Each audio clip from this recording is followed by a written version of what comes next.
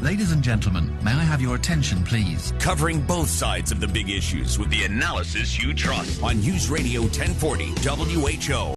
It's back in the way it was supposed to be back.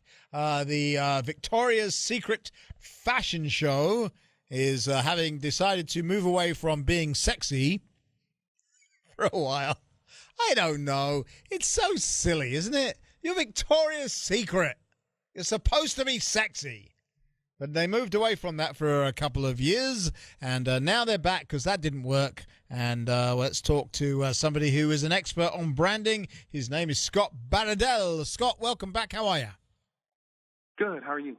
I'm good. So what's up with Victoria's Secret? They've decided they're selling sexy clothes, and they should probably have a sexy fashion show, right?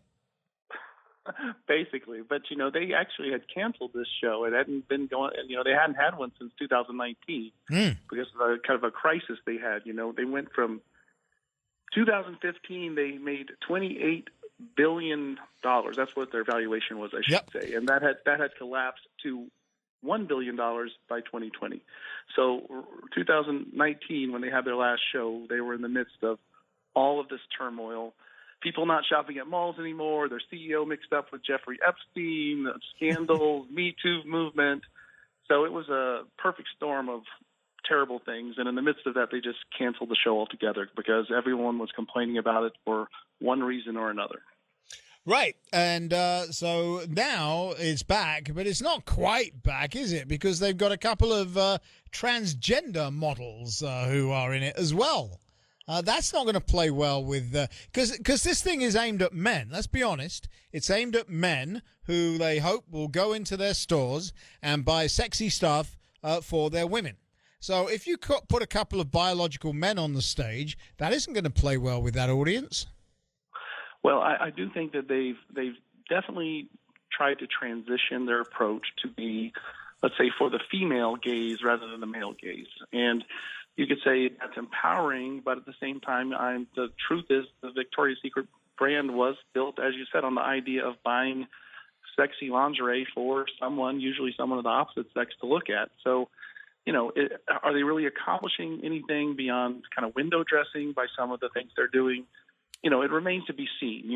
I think the larger issues are commercial things like they didn't tap into trends in women's lingerie when they should have. They've stayed pretty stubborn in terms of what they offer. So things like bralettes, wireless bras and different things that have become really popular, they were late to the show on. And I think that is a bigger issue than some of these kind of symbolic things that are being represented in the show. To me, it's very interesting because I think this is just purely a business conversation. It's not a political conversation as far as I'm concerned.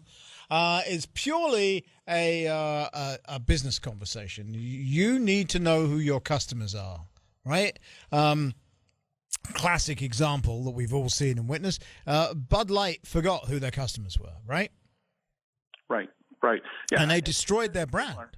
Yeah, it's similar to that in some ways, in that, Victoria's Secret, it became huge in the 80s and 90s by being, a mall brand, meaning it was for everybody. And their whole thing was, to be kind of bring this idea of high fashion and sexy lingerie and things to middle America, to everyone.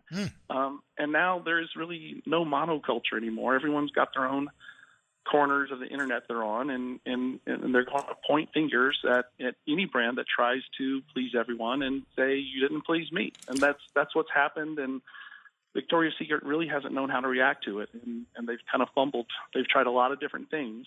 Okay. So is this too little too late?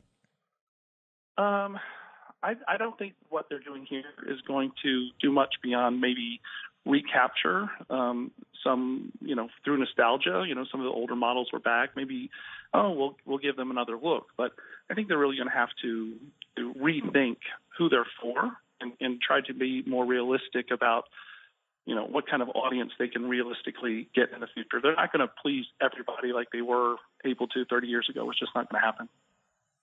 All right, so I find it fascinating because I do think they exist to make money, and making money is very, very important if you are a company.